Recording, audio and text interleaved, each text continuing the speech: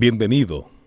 La Iglesia Camino de Gracia tiene el agrado de invitarle a escuchar su programa radial, El Consejo de Dios.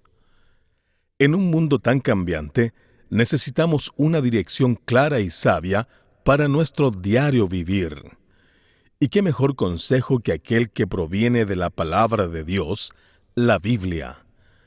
Directamente desde el púlpito de nuestra iglesia, nuestro pastor Andrés Escárate nos comparte el consejo de Dios. La conclusión final del Padre Nuestro, registrada en Mateo capítulo 6, verso 13, nos enseña: porque tuyo es el reino, el poder y la gloria, por todos los siglos. Amén. Esta parte final del texto es considerada como una doxología, una aclamación de adoración que reconoce la grandeza, la majestad, el poder eterno de la persona de Dios. Con Biblia abierta consideremos la primera parte del tema, la doxología final del Padre Nuestro. Hoy llegamos al final de nuestra serie que comenzamos ya hace un par de semanas atrás. Comenzamos hablando sobre la oración que Cristo enseñó, registrada para nosotros en el Sermón del Monte, el Sermón de la Montaña. Y cuando comenzamos este estudio, dijimos que nuestro Señor Jesucristo nos lleva a la convocación de la oración. Y nuestro Señor Jesucristo nos dijo: ustedes deben dirigirse a Dios como Padre, reconocer lo que está en los cielos, pero la oración comienza con adoración.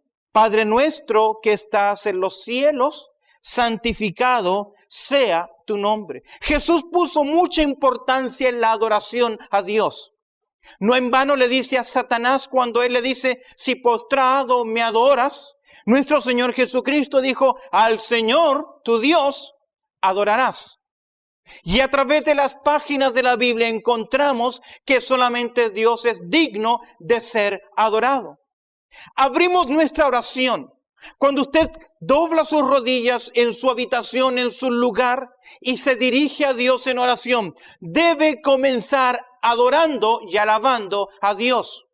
Pero nuestro Señor Jesucristo también nos dice que al concluir nuestra oración, al terminar nuestra oración, usted y yo también debemos terminar ¿qué? Adorando al Señor. Pues nuestro Señor Jesucristo nos enseñó que debemos concluir nuestra oración diciendo: porque tuyo es el reino y el poder y la gloria por todos los siglos. Amén. Y eso es importante porque comienza la oración con adoración a Dios. Y debemos concluir nuestra oración reconociendo también la grandeza de Dios. Al considerar esta conclusión, estas palabras que nuestro Señor Jesucristo enseña o que están registradas para nosotros acá en el Evangelio de Mateo capítulo 6 verso 13, estas palabras finales: porque tuyo es el reino y el poder y la gloria, son consideradas como una doxología. Técnicamente la doxología es una adoración que se atribuye al Dios Todopoderoso, al Dios Trino. La doxología siempre va al final y son palabras finales de exclamación, de adoración, de alabanza a Dios que brotan de un corazón rendido ante su benefactor, rendido a aquel Dios que provee, que cuida, que nos protege. Ya nuestro Señor Jesucristo nos ha enseñado a orar porque se haga su voluntad en esta tierra y en nuestras vidas. Ya Jesús nos ha enseñado a decir: Señor, ayúdanos con el pan nuestro.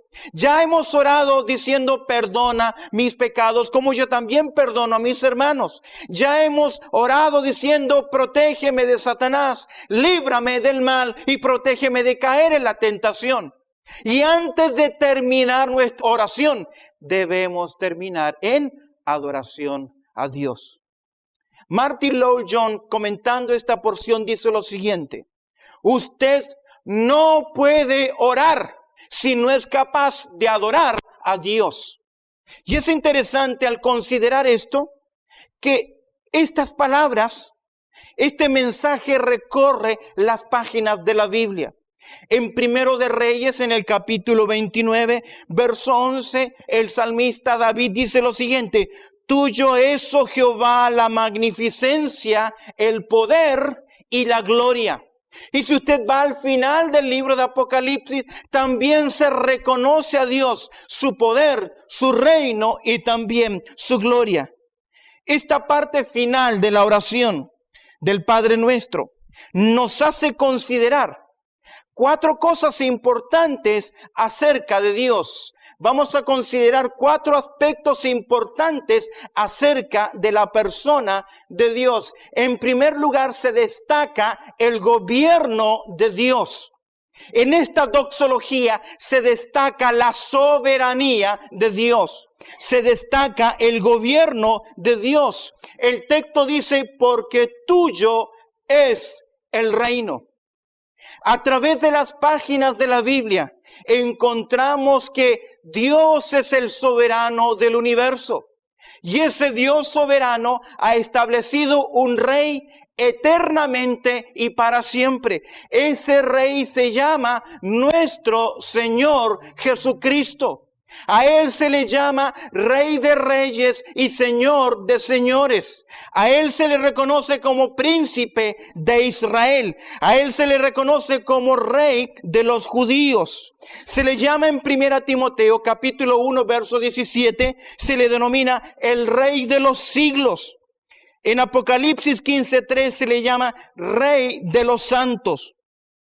Tiene que ver en primer lugar con destacar el gobierno, la autoridad de Dios.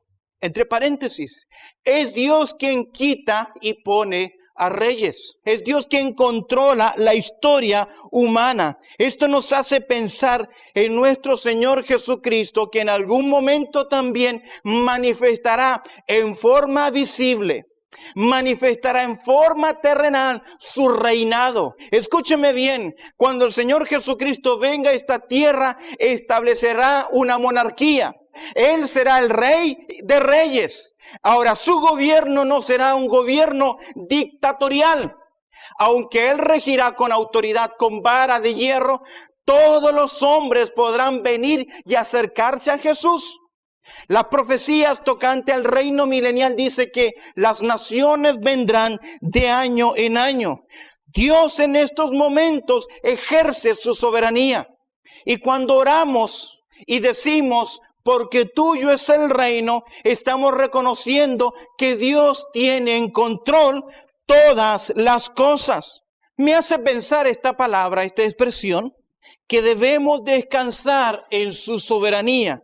Cuando no veo las cosas claras, cuando miro hacia adelante y veo el futuro que es oscuro y negro, déjame decirte que me aterra, me da mucho temor. Trato de ser una persona que organizo mi vida, mi calendario, mis eventos con anticipación. Trato de trabajar un año adelante de lo que va a ser, ya sea mi vida y la vida del ministerio que realizo, y me da temor a veces mirar al futuro y lo veo oscuro.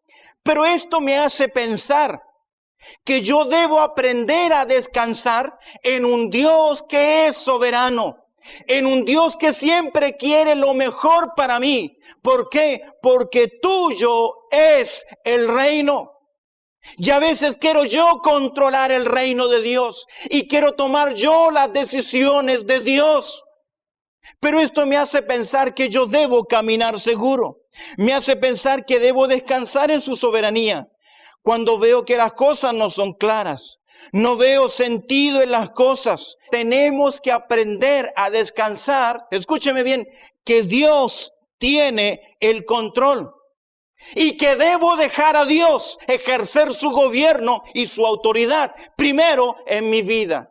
Recuerdo cuando fui a Argentina, en aquel tiempo cantaba Norberto Jiménez. Y una de sus canciones que más me impactó fue la siguiente. Solamente les leo la parte del coro. Dios tiene el control, aunque cargas opriman el ser. Él compone su armonía en tonos mayor y menor. Dios tiene el control, aunque cargas opriman el ser. La sinfonía de su voluntad brillará por la eternidad. Dios tiene el control. ¿Por qué? Porque tuyo es el reino. Pero nuestro Señor Jesucristo no solamente destaca el gobierno, la autoridad, la soberanía de Dios, sino que en segundo lugar podemos ver que también se destaca la grandeza de Dios. ¿Por qué la grandeza de Dios? Porque no solamente tuyo es el reino, sino que también de Él es ¿qué cosa? El poder. Mi querido, en este mundo hay poderes que se mueven. La política es un poder. La religión es otro poder. La economía es otro poder. Pero hay poderes que son ocultos que se mueven. Satanás y los demonios tienen poder. Justamente estoy leyendo un libro que se llama El Milagro de la Navidad. Es una especie de novela. Dios llama a Miguel y le dice, ha llegado el tiempo, hay una misión que tienes que hacer. Tienes que ir y abrir un agujero en las tinieblas de Satanás que están cubriendo esta tierra, porque necesito enviar a Gabriel con un mensaje a Zacarías y a María. Y es interesante que esta novela cuenta la lucha espiritual que hay. Mis queridos, Satanás tiene mucho poder. Y él se prepara cada vez que nosotros preparamos un culto. Hay poderes que se mueven en esta tierra, pero nuestro Señor Jesucristo nos dice que Dios tiene ¿qué? Todo el poder. Amén. Y Jesús le dijo a sus discípulos que le fue dado a Él todo el poder, por eso Él estaría con nosotros todos los días. Hay poderes que se mueven en este mundo, pero estamos protegidos por el poder de Dios. Y aquí se pone de manifiesto la grandeza del poder de Dios. Simplemente un ejemplo. Cuando no había nada, cuando todo era un gran vacío en el universo, dijo Dios y las cosas fueron hechas. Dios ordenó y apareció la lumbrera mayor y la lumbrera menor. Dios ordenó y la tierra dio fruto. Dios ordenó y el mar y los animales aparecieron en el escenario de esta tierra. ¿Por qué? Porque Dios tiene poder. Cuando Dios está hablando con Abraham y le hace la promesa, siendo él ya viejo, que vas a tener una gran descendencia, Sarai en aquel momento está escuchando atrás de la cortina, y cuando Dios le dice, vas a tener un hijo, ¿qué hace esta viejita? Comienza a reírse. ¿Cómo es posible que yo voy a tener un hijo? Y Dios dice en Génesis capítulo 18, verso 14, ¿hay para Dios qué? ¿Alguna cosa difícil? ¿Hay algo difícil para Dios? Sin duda alguna no lo hay. Cuando el ángel viene y le dice a María, vas a tener un hijo, y Elizabeth también va a dar a luz un hijo, María sabía que Elizabeth era una persona mayor y que era también estéril. Y leemos en Lucas capítulo 1 verso 37 que se dice, porque nada hay imposible para Dios. ¿Lo cree usted? Yo creo que nada hay imposible para Dios. En Mateo capítulo 19, verso 26, Jesús le dice a sus discípulos, mirándolos Jesús les dijo, para los hombres esto es imposible, mas para Dios todo es posible. Y nuestro Señor Jesucristo al concluir la oración nos dice, debes considerar que Dios tiene el gobierno. Pero en segundo lugar, debes considerar la grandeza del poder de Dios. Eso significa que cuando oramos no le pedimos a un Dios pequeñito, no le pedimos a un Dios en miniatura, le pedimos a un Dios que es ¿qué? Poderoso. Lee conmigo Efesios capítulo 3. ¿A qué Dios le oramos? Efesios capítulo 3, mira conmigo verso 20. ¿Qué dice? Todos juntos. Y aquel que es poderoso para hacer todas las cosas mucho más abundantemente de lo que pedimos o entendemos, según el poder que actúa en nosotros. ¿A quién le oramos? A un Dios que es poderoso, que tiene todo el control. Tenemos un coro que cantamos de vez en cuando que dice así: no hay imposible para Dios, no lo hay, no lo hay. Mi Dios tiene todo poder. Él hizo todo lo que existe, el cielo, tierra y mar.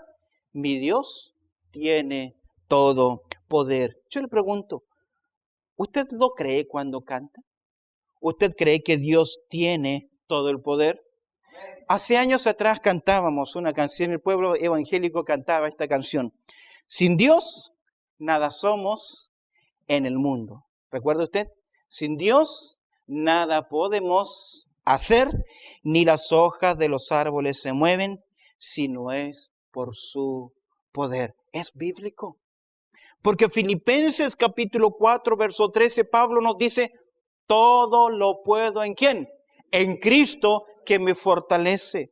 Yo sé que más de alguno de ustedes ha pasado momentos difíciles, circunstancias difíciles, aún en salud, y usted ha visto el poder de Dios. Les he contado en otras oportunidades que hay un coro que me encanta, que lo tenemos en nuestro corario, que dice: puedo confiar en el Señor, que no va a fallar. Puedo confiar en el Señor, que Él me va a cuidar. Si el sol llegara a oscurecer y no brille más, yo igual confío en el Señor, porque manifiesta la grandeza de Dios. La palabra de Dios nos enseña que Dios busca verdaderos adoradores que le adoren en espíritu y en verdad.